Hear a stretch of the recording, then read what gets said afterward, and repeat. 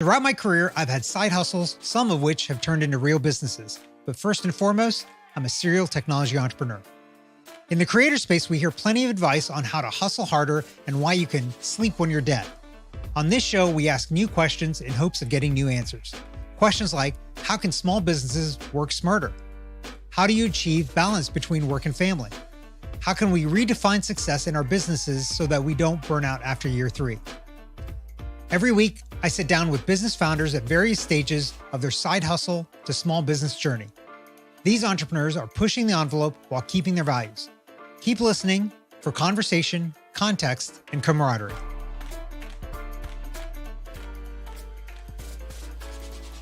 Jim Garrison started Logistics Media Services in 1990. Originally, his team provided sound systems for outdoor events, but eventually moved into doing large-screen video production, which, at the time, was in its infancy.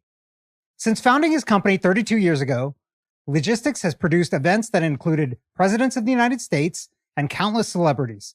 Here to share his business story and what he's learned in the past 32 years as a business owner is Jim Garrison. Jim, welcome to the show. Thank you for having me. Thank you. So it'd be great. First of all, I got to say, you've been in business for a long time. I think you're on the longer end of the guests that we've had on the show. So I'd love to talk about your early days first and talk about kind of what got you here to doing events. Like, what did you do before then? And how did you get to the point of starting an events company? Sure. I was in retail for 17 years and I was just done with it. It was no longer a challenge. It wasn't fun. It was a job. And so I did just kind of up and quit one day. And I did not know exactly what I was going to do, but ultimately ended up buying some outdoor sound system PA. I had a little bit of a background in AV and audio and stuff like that growing up. And so we started providing sound systems for outdoor events.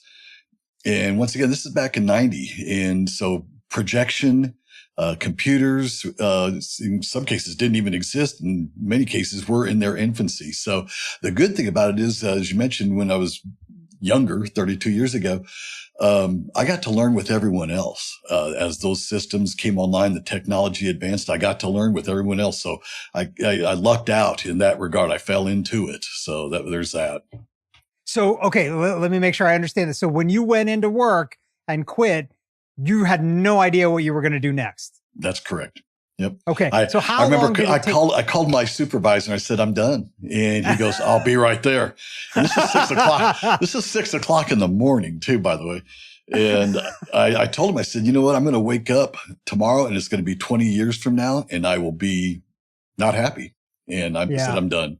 So, yeah. Yeah. Yeah. Did they try to keep you there? Did they try to throw money at you and things like that? No. To keep you, or what's funny is he called me a name, but he was joking. He said I should have done the very same thing you're doing now, and so there's that. Yeah. So I guess he was kind of wishing you well at that point. But he was. Yeah, there was no bad feelings at all. None. That's great. That's great. So how long did it take you from that point to figure out what you were going to do next? It took me about a year and a half to figure exactly out that, okay, this is what I'm loving. This is what my passion is. And this is what I'm going to do. Yeah. So you didn't have a background in sound systems or anything else like that when you decided to go into this? You know, I had a band back in when I was a kid, and I was the audio guy, and I learned a lot of stuff there, especially sound engineering. And so I learned. I didn't have anything formal training, but I did have a pretty good background of how to make systems work. Okay. Yeah. So that's a great kind of point, I think, for listeners, is that, I mean, you can get into things and not know anything and you just kind of learn along the way. Yes. So in doing this, is this your first time doing an entrepreneurial venture, starting a company on your own, or? You know what? I'd had a couple of other things, photography thing, but it was always a side gig, as you mentioned, as far as what the topic is here, a side gig. It wasn't primary source of income, but it was a side gig. So I did that. And I learned a lot of things as far as just running your own business as opposed to being in the corporate environment.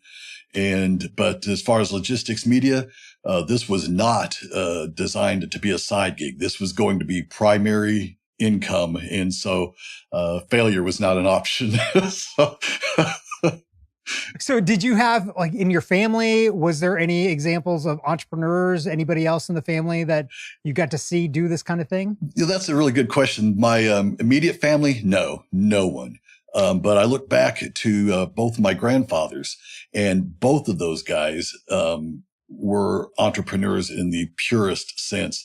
One of them was what I would call a musician inventor. And the other one had several small businesses that that's how he made his income. In some cases, it was carpentry.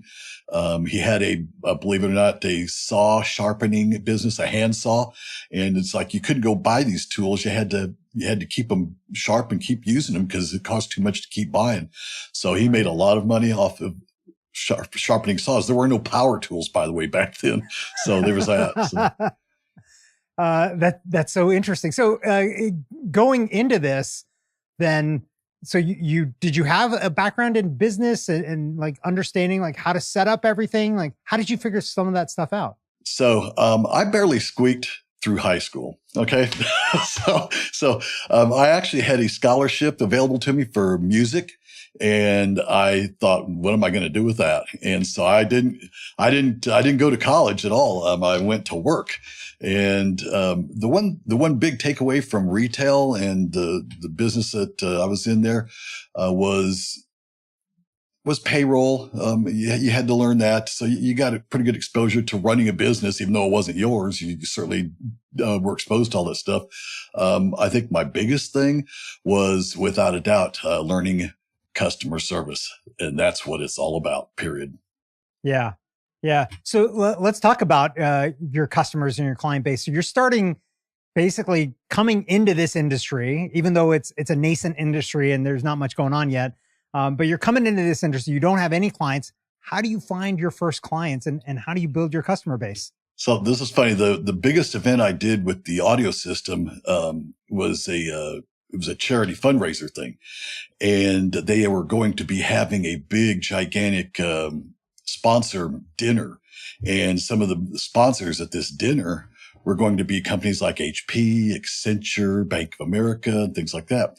And so the client comes up to me and says, well, we've heard there's a way of doing this large screen projection. And what we would like to do is put the logos of all of our sponsors up on this large screen projection. And I'm going, oh yeah, I got that. Yeah. No. So you didn't know what they were talking about. Oh, not a clue. Well, I knew what they were talking about, but how to get there? No. So I called up some friends that I knew were in the AV business. And back then, the biggest thing was you were still using 35 millimeter slides. There was no projection at all. And so I told the client, I said, oh yeah, we can do that. And we can put the logos up there and all that. And so we pulled it off. It was an awesome event. And that was actually where I fell in love with the business. I'm going, this is a blast. I love this. So as I mentioned, customers like Hewlett Packard, Accenture, Bank of America, all of a sudden they're knocking on my door, calling me. Hey, we saw what you did at the fundraiser. We have a meeting coming up and we want to do the same thing. And so I'm off and running now. And that's where I got introduced to my first set of clients. And that's not a bad top tier level of client to start with. So you got very, very kind of lucky, I guess, with that first kind of nonprofit just fundraiser. Lucky. Yep. Yeah. Just lucky. Yep. So how did you pull off that projection? Was it 35? Did you get like 35 millimeter projectors? No, there were actually video projectors back then. And instead of PowerPoint, there was a piece of software called Astound. And so I handmade all of the logos using the software. And then we plugged a computer into the, video projector and projected that. And I did not have just one, but we had two gigantic projection screens there that, like I said, that was my first introduction to it. So you had to hand make the logos. They didn't have like files for you or anything. There were no, they didn't exist. I mean, it just, you had printed material, you had the artwork, but there was nothing digital, not even. Wow. No, nothing to scan. Yeah. So that's the classic, as an entrepreneur, as a founder, you do whatever it takes to be successful. Exactly. And so you did it yourself. Like you're not an artist, right? You've never. I'm fairly good now. Back Now, then, yeah, I could but draw back stick then, people. this But, yeah. was this like your first time doing this kind of thing, like making It logos? yeah. And I Okay. had to learn the sound. I had to learn the software before I could even start doing this. So, yeah, So I imagine it was a lot of late nights. It was a lot of it time, like was, learning but the it was software. fun. I Yeah. enjoyed it. It was fun. Yeah. Okay. So let's talk about kind of the event side of the business, because I think this is a question for a lot of people. Like thinking about businesses like this, it's really hard to understand. Like, what do these kinds of events generate in terms of revenue for a company like you? Is it is it thousands of dollars? Is it tens of? Does it depend on the client size or the event size? Like, what is it that kind of drives how you pitch these events to be able to get them on as clients? Sure.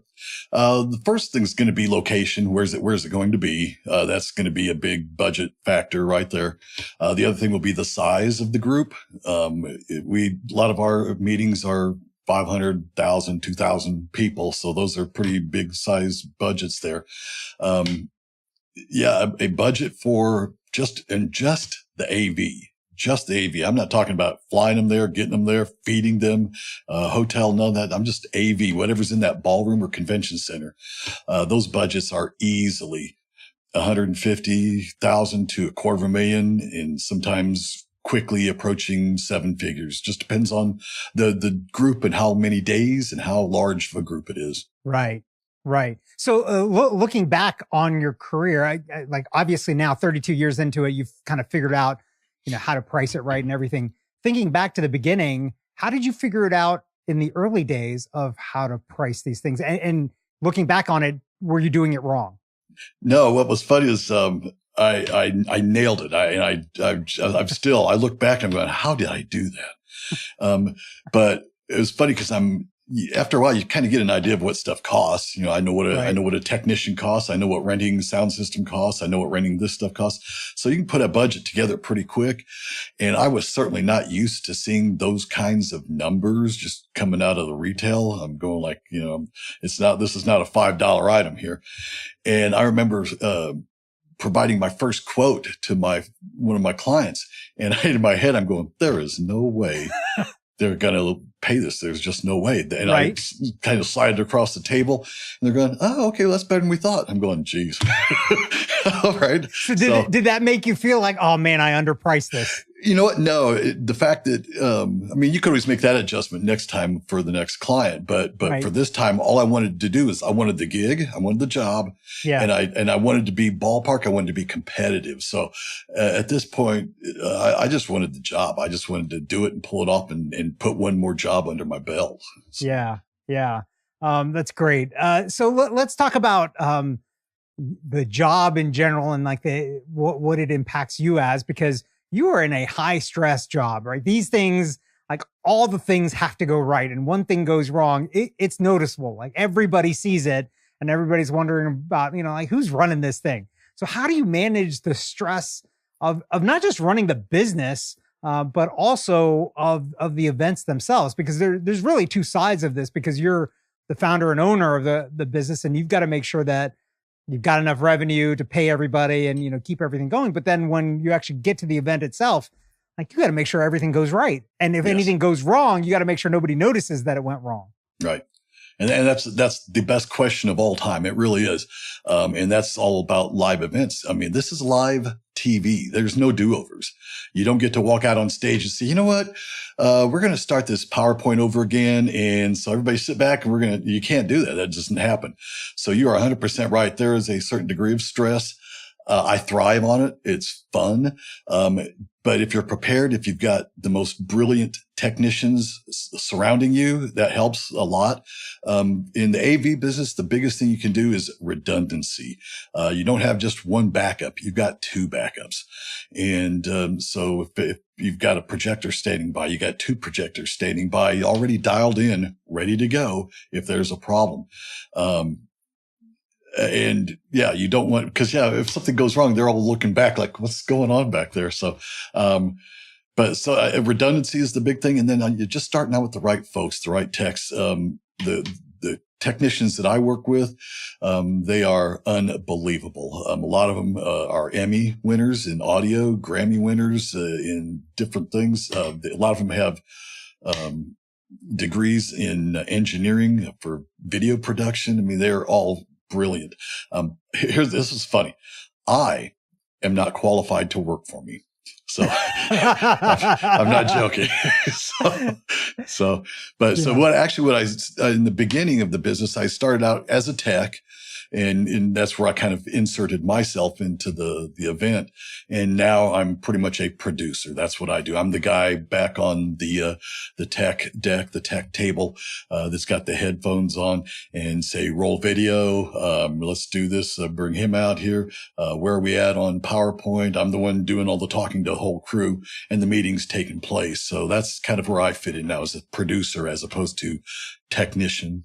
Yeah. But as you were kind of working up and building this business, you've worked in all of the positions. So you understand all the stuff that's going on. Yep. I may not know how to get there, but I do know what looks good. I know what looks right. And I do know, like, for instance, if it can happen. But yeah, the technical side, I leave that to folks that are much more talented than I am. So yeah. And I think that's a very important thing that you kind of have touched on, is that a lot of times founders don't necessarily understand all of the parts of their business. And I think it leaves this question as to how do you manage a business if you don't understand it? And fortunately, it sounds like you're not in that case. No.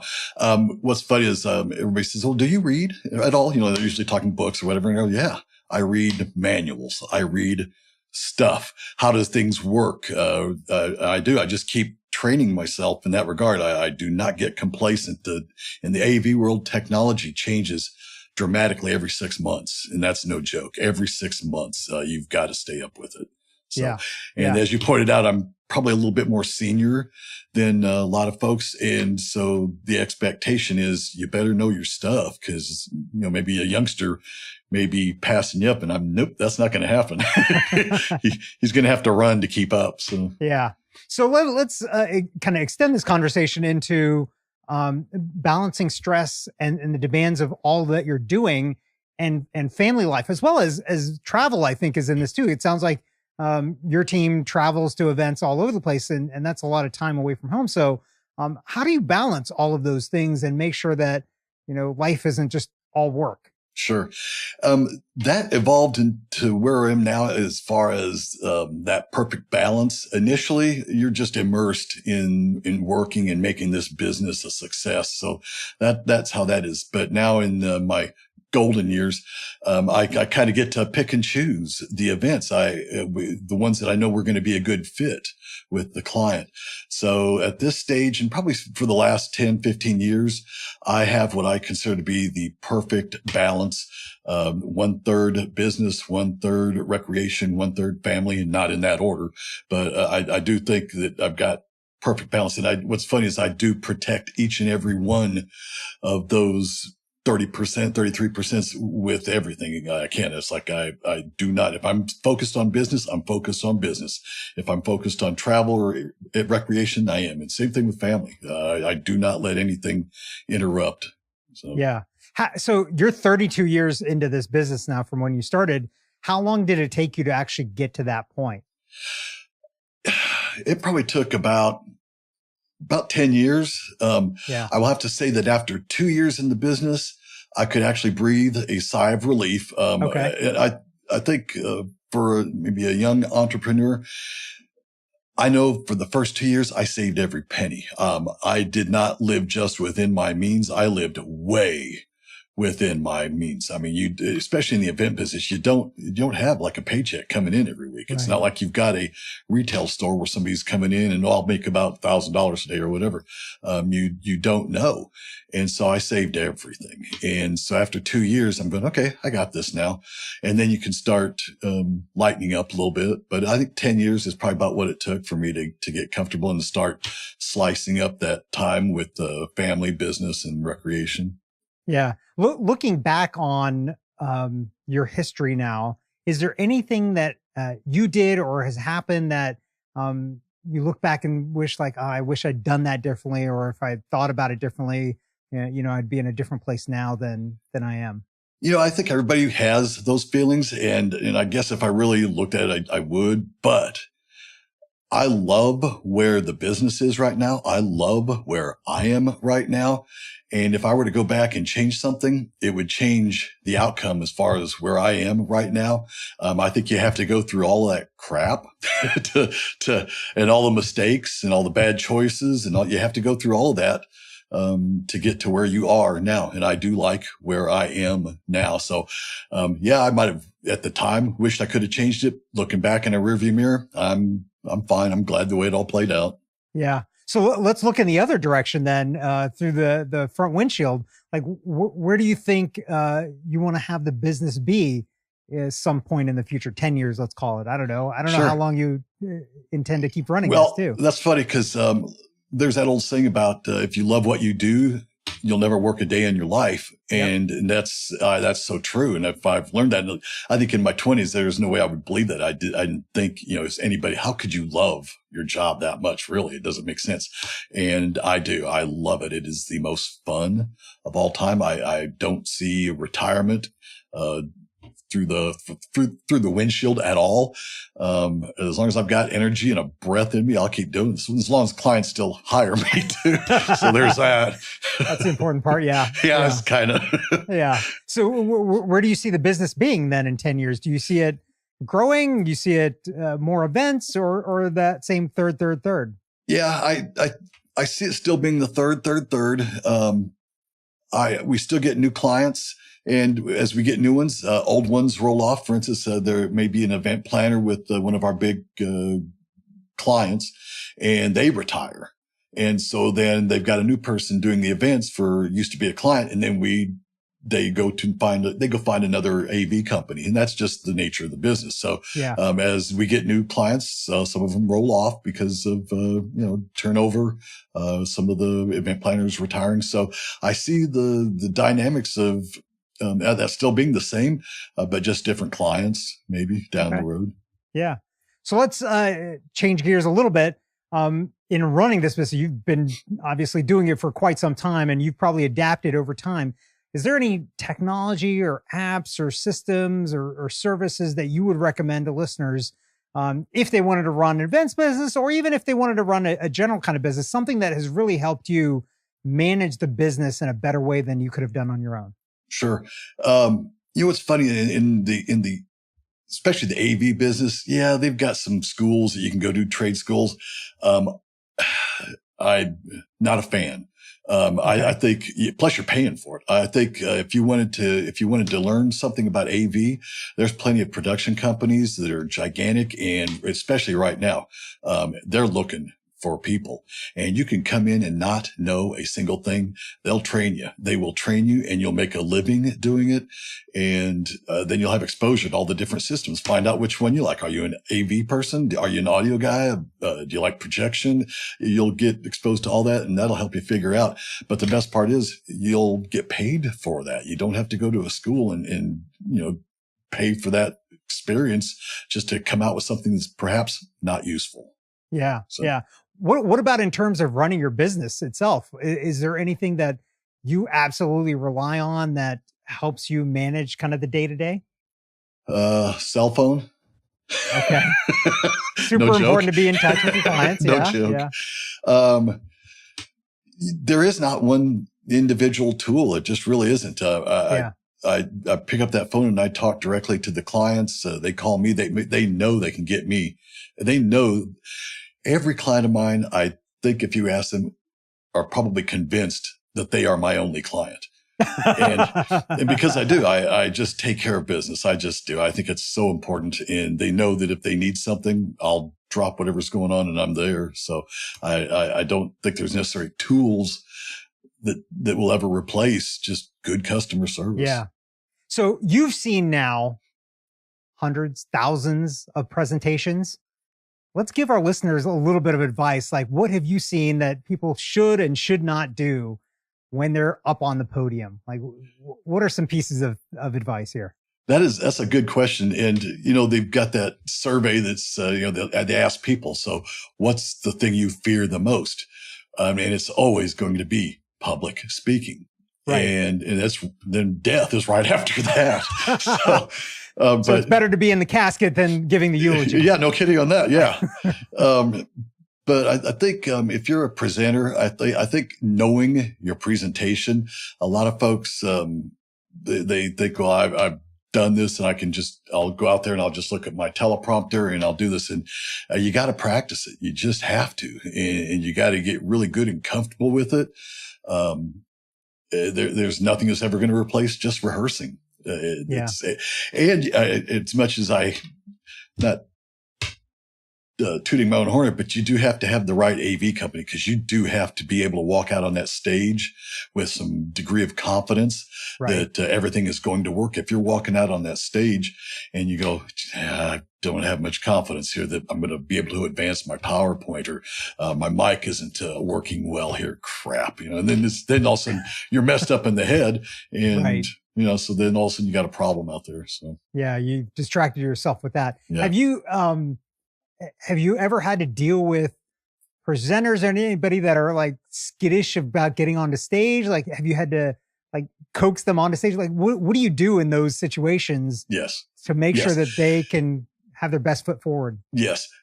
So every now and then we'll have rehearsals, and there'll be a person that kind of stands out as needing a little bit of hand holding.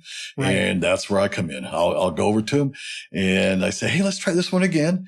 And then so I get on the headset and tell the guys, okay, let's do this and let's go through this rehearsal again. And just that in itself helps that person feel comfortable. Like, oh, okay, so I'm not that far off the mark. Oh, and we're just going to rehearse this one thing again and we're good. And a lot of times the hand holding and just a little, you did perfect. It was awesome. And that's all they need to know. And I'm not blowing smoke. It's like, yeah, you did really, really well. I know how stressful this is and you did perfect. And so I think there's that. So it's just confidence building at the end of the day is all you've got to do. Yeah. To get them to the line. Yep. Okay. So, last question.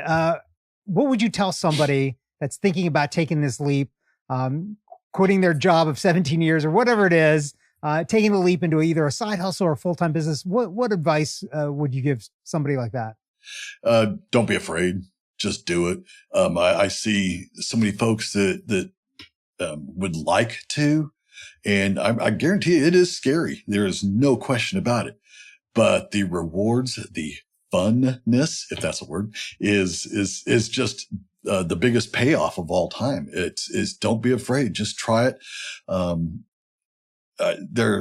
Plus, here's the other thing.